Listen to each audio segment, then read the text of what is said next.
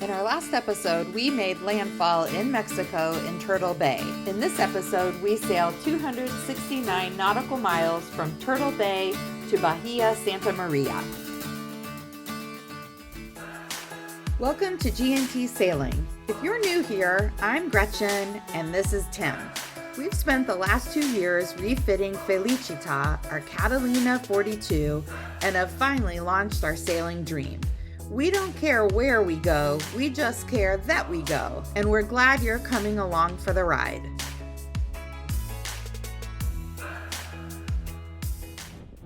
We had awesome wind at the start of the second leg of the Baja Ha-Ha rally, and while it's not a race, all the boats do start each leg together, and we keep our eye on each other throughout the leg. Here we're getting ourselves set up for the start and very quickly get a line in the water. That's right. So we're gonna have a hard time slowing down. We are. If we catch a fish.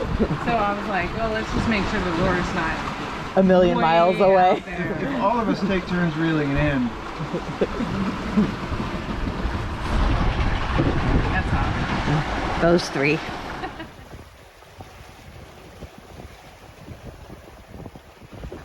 This point of sail is Felicita's happy place. 120 degrees off the wind, dancing along at 8 knots in about 20 knots of wind. Absolutely perfect. It is a wild feeling to be sailing down the Pacific Ocean on our own boat. Making brownies for this crew. Cookie brownies. Egg, water, oil, vegetable oil.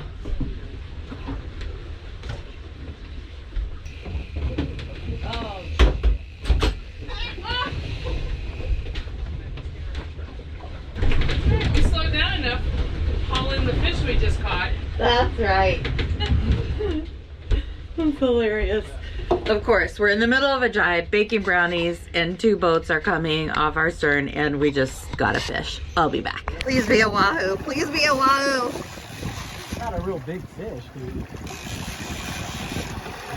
Yeah, there's something in there.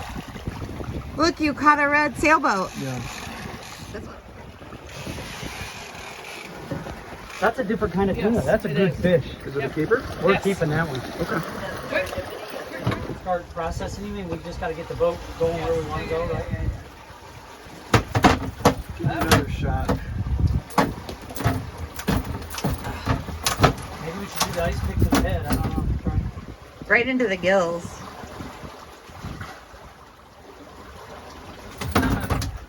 Not much of that is going into the gills, though. We need to get a spray bottle. He has a high tolerance for alcohol, this one. There you go.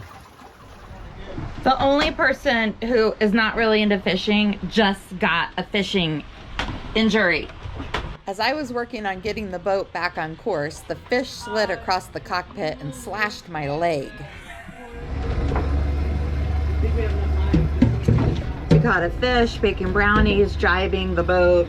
You know, it's an active moment here. When we wake, hear the birds and see the sun. Side by side our fears are done.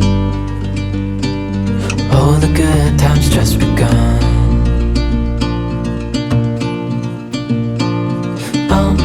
We know what we have, let's hold on tight.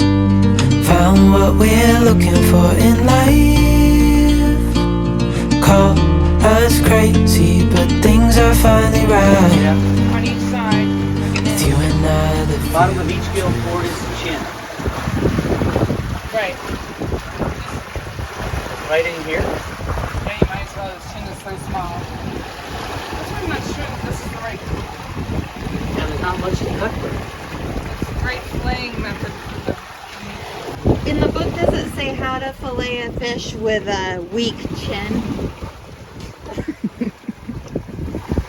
I'm looking for that right now.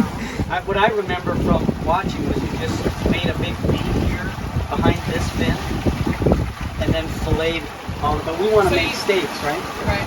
Now I did that. Right here, I think. both sides. Yeah. And then you're going to go in that white soft tissue part that's right behind the gill. Yeah. Go all the way around. Back toward his belly. Meanwhile, Yep. And then Okay. in the first aid kit, and then first aid department. I'm working on getting the bleeding stopped with the ice pack. What'd you just say? Cutting the connection between the gill apparatus and the skull base. Yeah, I think I did. I think that's done. Later that day, while running the engine to charge, we got an engine alarm. Oh, that's Yeah, I think the color's gone. Fortunately, we had lots of wind and it was forecasted to stay that way throughout the night. That gave us lots of time to troubleshoot. The biggest issue was the fact that our solar panels were being shaded by the mainsail most of the time, and having 4 people on board drawing from our batteries was really taxing the system. Without being able to run our engine or a generator, we were going to run the risk of draining our batteries. Hitchhiker.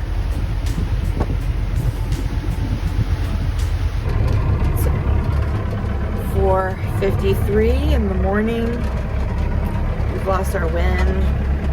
We don't have a motor, so I am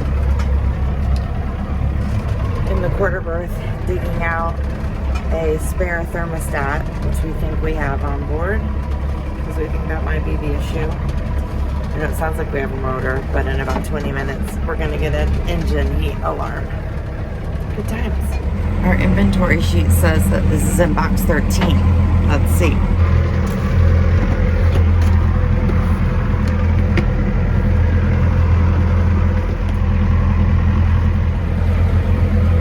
Box 13. Thank you, inventory system. This is the magic tool. Fix the thermostat tool. While we located the spare thermostat, we opted not to go down that rabbit hole and instead waited until morning to troubleshoot with Mike, our diesel mechanic. Our hitchhiker stayed with us all night long.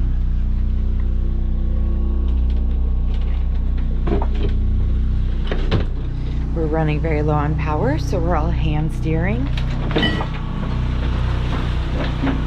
How's it going? Good. Good enough. Good enough. Is that the motor running? No. What is it? Generally. Well, how's that running? Pretty good now. We're chasing problems, but it's all gonna get fixed today. It's gonna be a beautiful day. He's typing. After going back and forth, Mike and Tim narrowed it down to an oil issue.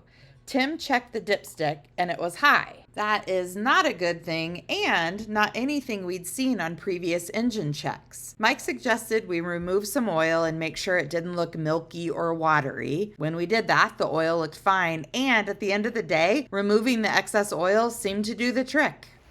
Michelle and Tim working out the idiosyncrasies of Tilly, our hydro vane. That's her name if you didn't know, Tilly. Tilly. It's okay. After motoring all day, the engine just went off. Hopefully we'll sail through the night. But we're quite happy to have had the ability to motor all day. Michelle and Mike work on getting the preventer put on the boom before the sun sets.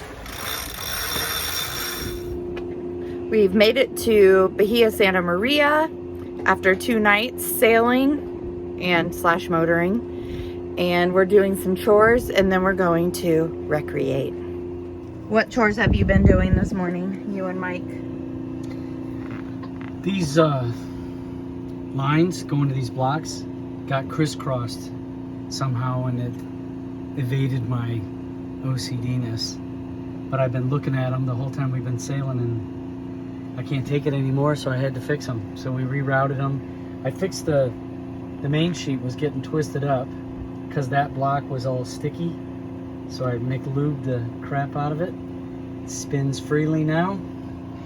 So that's fixed. And you're doing crafts? Yes, I'm gonna make some labels. Michelle's getting ready for recreation.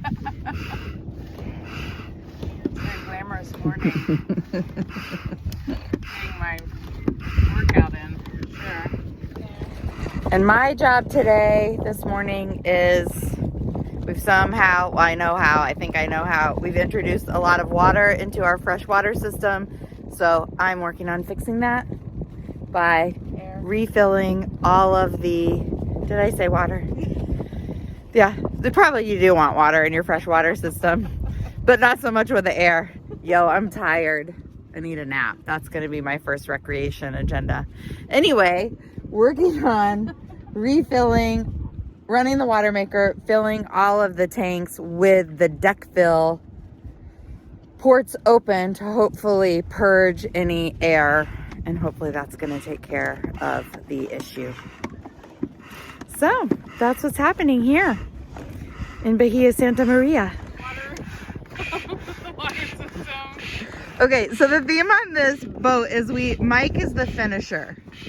Like, we all start the hard work, and then when it gets to the last hardest 15%, we're like, hey Mike, can you take over here?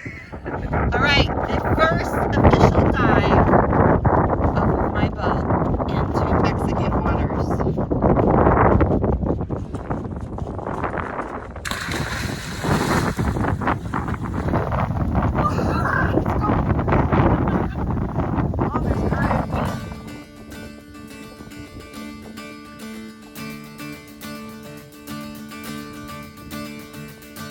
Join us next time for the last leg of the Baja Ha-Ha as we make our way to Cabo San Lucas. Hey, thanks so much for watching. Be sure to subscribe so you catch all the episodes of our first season cruising in Mexico, and head over to Instagram for real-time updates. Check out our tracker and more details about our cruising life at gntsailing.com. We'll catch you next time. Mexico is Sexico.